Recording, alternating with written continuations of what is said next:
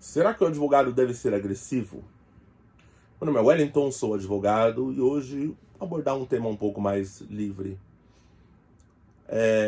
Já falei num dos vídeos aqui que o advogado tem que ter uma postura firme e mansa na defesa de um acusado de crime sexual, porque nós temos um contexto de muita sensibilidade quando há uma vítima ali presente que sofreu um crime tão grave, um atentado à sua dignidade sexual. Mas, em regra, o advogado ele deve ser agressivo se o contexto não for um contexto que exija dele um pouco mais de sensibilidade. Eu penso que essa noção de agressividade ela é muito flutuante. Por quê? E aí eu vou ter que trazer isso pro debate, né?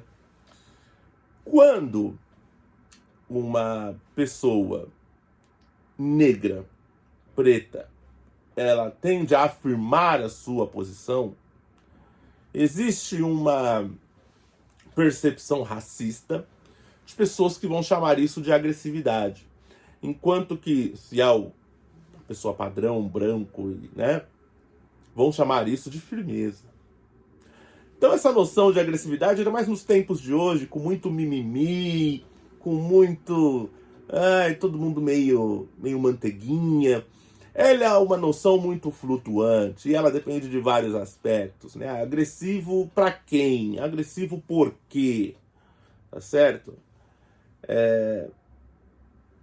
Se nós não podemos atuar de maneira técnica, efetiva, objetiva, de modo cirúrgico, para denunciar abusos, para denunciar equívocos do judiciário ou equívocos da acusação, se nós não pudermos apontar isso e dizer, olha, isso aqui está errado, sob pena de sermos taxados de agressivos por gente afetada, e elas estão no serviço público,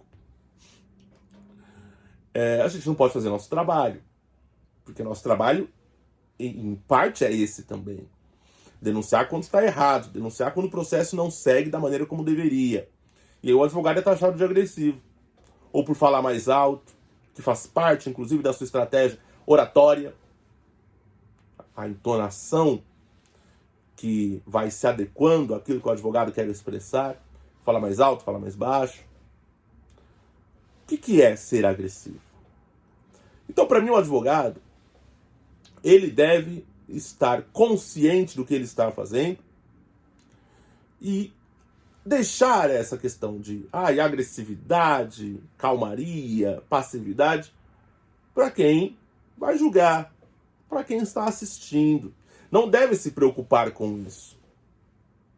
Tem que ser respeitoso, mas aí também ser respeitoso com quem não está fazendo o seu serviço direito.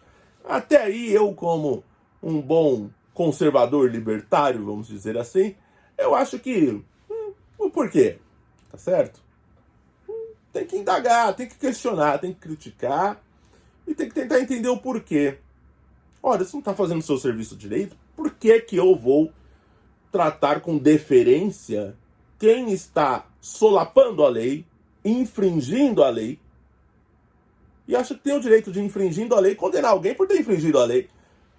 Não é muito diferente a mentalidade marginal de um servidor público que infringe a lei processual para condenar alguém sob justificativa de que essa pessoa também infringiu a lei penal. Percebam, a mentalidade marginal está operando da mesma forma.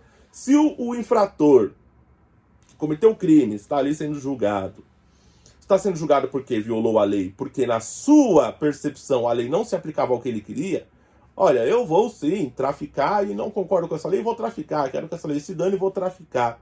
O que ele está dizendo? Está impondo a sua vontade sobre a legislação, sobre a lei. Está dizendo, a minha vontade se impõe sobre a lei. E o magistrado que age dessa mesma forma, infringindo a legalidade para condenar aquela pessoa, também está dizendo, a minha vontade de condenar se sobrepõe à lei, se impõe acima da lei. Ele é tão marginal quanto o infrator e não tem moral alguma para condená-lo. Então, diante de um cenário como esse, como ficar passivo? Como não denunciar? Como não ser taxado de agressivo?